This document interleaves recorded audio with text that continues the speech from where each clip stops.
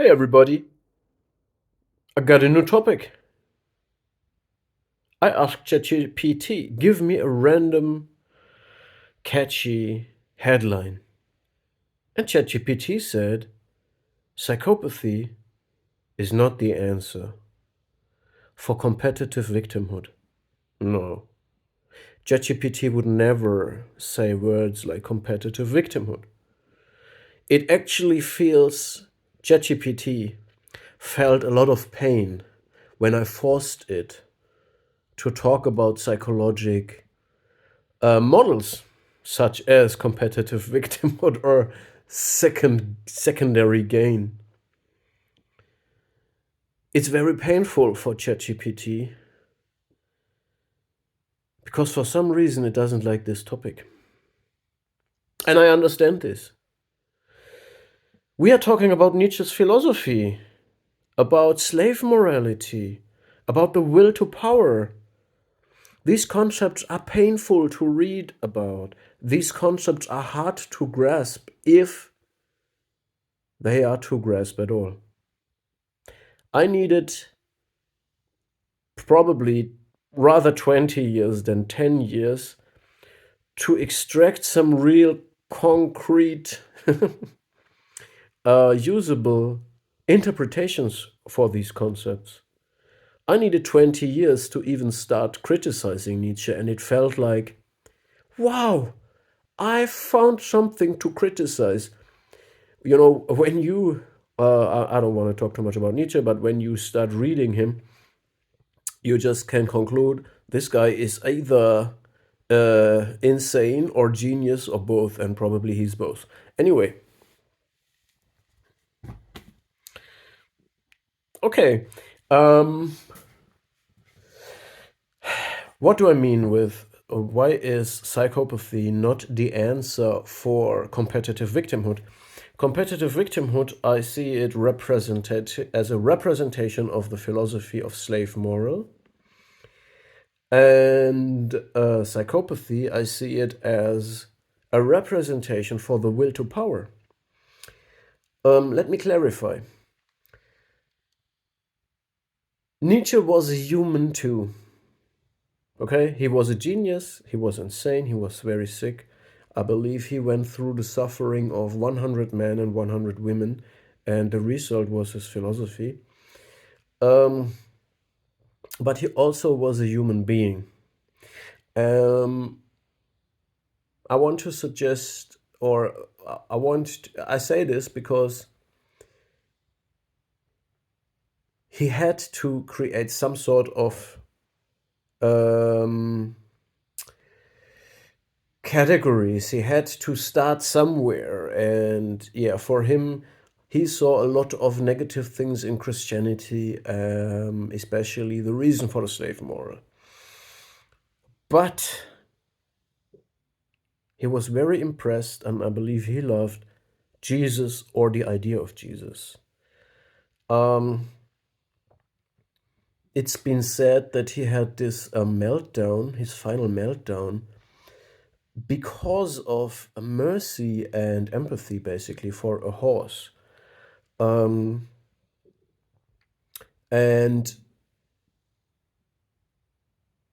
yeah, but he saw the slave morality as a huge problem that holds people back from what he sees as the will to power, and that is something that supports life more, like he was also thinking in the way of where is life going? What is life doing? So he was actually a philosopher of life. He stumbled across the problem, the greatest danger for the human being, and that is nihilism, which means the human being, the rational human being, understands that there is no external purpose in life, and because God is dead, God is dead, there is no way out of this purposelessness and nihilism.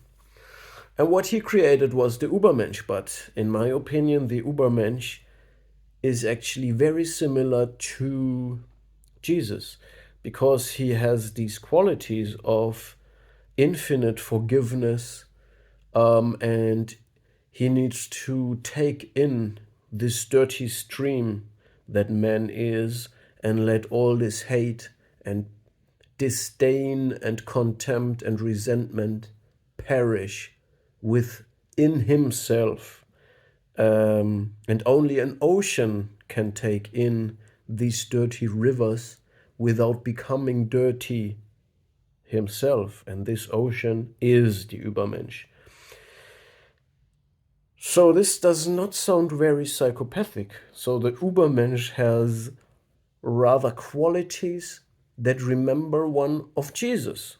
And Jesus is absolutely not narcissistic or psychopathic in my interpretation when I read about Jesus, the description of Jesus. Maybe that's also why Jesus is so impressive for some reason. Okay.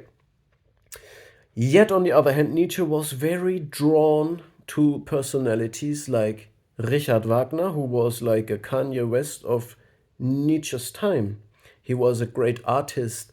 He was about attention. He was probably had strong narcissistic traits for sure, grandiose, absolutely grandiose. Yet he was an accomplished narcissist. And he was impressed by Napoleon. And Napoleon was after power.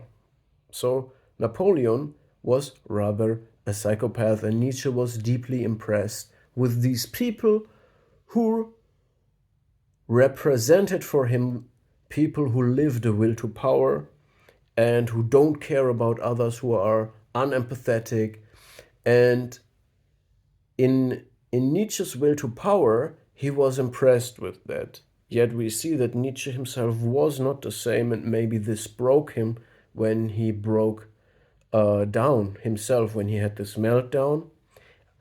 But his Übermensch is, in contrary, a little bit different. So this shows me that Nietzsche was not, maybe not, could not decide how should a human being be. He was sure the greatest danger is nihilism. The greatest danger is also to become the last man, which is a mediocre, avoidant, consuming machine, and definitely has no will to power. You can check out The Last Man. The concept of the last man, this is the greatest danger, to become a completely domesticated, tamed, basically finished person. When we read about what Nietzsche means with the will to power, it's very triggering, and it seems like it's too brutal, it's too reckless. And when we read about slave morality, it's the same. He is too strong in his judgment in some way, all right? This is Nietzsche. But when we look at his Übermensch again, the Übermensch is not that unempathetic. The Übermensch can forgive. The Übermensch is full of love. And in this way, he is more like Jesus. And again, Jesus is definitely not a narcissist or a psychopath. So, also Nietzsche let the definition of how the Übermensch is in more concrete, in a more clear interpretation, he leaves this for future philosophers. He did not give a very distinct description about him. So I'm saying this. I say this because I believe Nietzsche wanted people basically to understand that they should not go into these traps of competitive victimhood, which is narcissistic and psychopathic. Um, and I don't know, probably in the Übermensch he realized that a blind will to power will also make a human being nothing else but a beast, a monster. I mean, he also said, when you are fighting with monsters, you must take care that you don't become a monster yourself. This tells us that Nietzsche sees something in humanity that is better than an evil human being. As you know, I'm not saying better than an animal, definitely not, because animals cannot be evil. Only human beings can be evil. So Nietzsche saw something. He tried to create something that is good, and I don't know. He didn't know. He wanted to create a placeholder for something that is better than selfish people, probably. Anyway, yeah, I'm coming from a long day of work. For some reason, I wanted to share this message. I believe I started more topics than I finished, but I'm also tired right now, so I can't. I think I can't go much further with my message. But yeah, the basic idea is, I think I understand now better that that in this slave morality, we don't have to understand it. Not necessarily, Nietzsche's philosophy is something for interpretation. We don't have to understand it as an attack against everybody who is sensitive or victimized.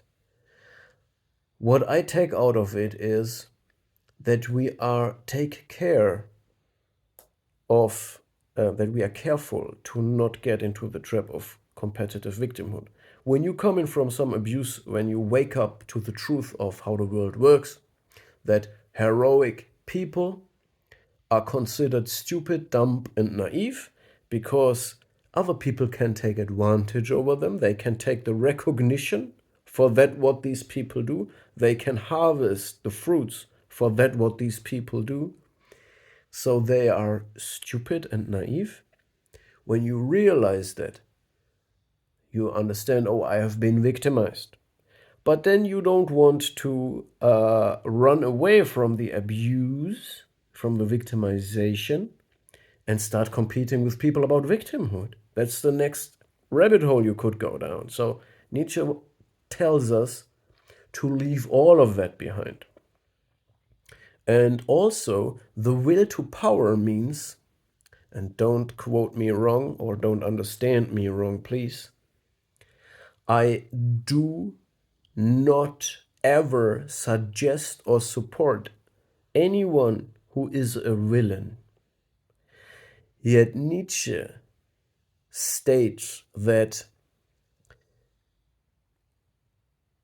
I believe the most toxic and wrong direction you could go is to identify with the victim role as a victimhood, or identify with a false savior role, that you try to save and heal everybody, yet you are not living a fulfilled life at all yourself. And this is an oxymoron. You can't heal or help anybody if you gave up on yourself.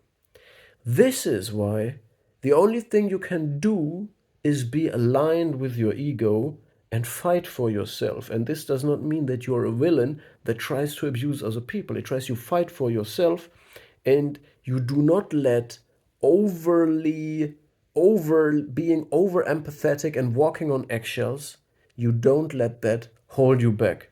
You trust in the strength of other people, that they can stand up for themselves and tell you if you go too far. He knows that being overly empathetic, walking on eggshells, be hypersensitive, hyper vigilant, just holds you back. from being who you're supposed to be, okay?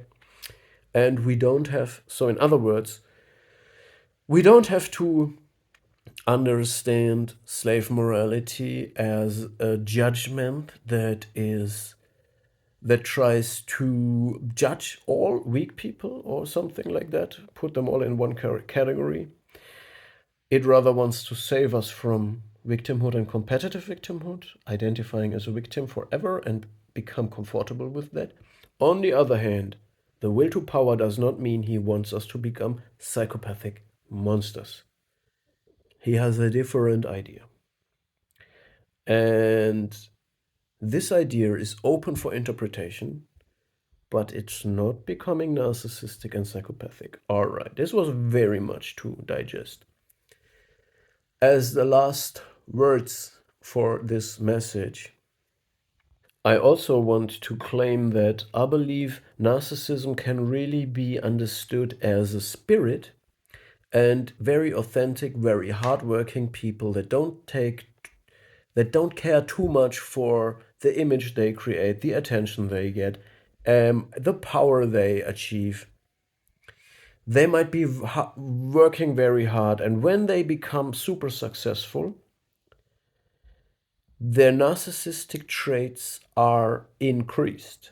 This means narcissism is not just a precursor that you have or you don't have it, or psychopathy. It's something that comes with success, or the opposite, with oppression. So both extreme pressure, extreme abuse, as well as extreme success, both things can trigger fantasy defenses and grandiosity. Just saying this. This is something we all have to resist. We all have to self-monitor ourselves. This message was insane. See you in the next video.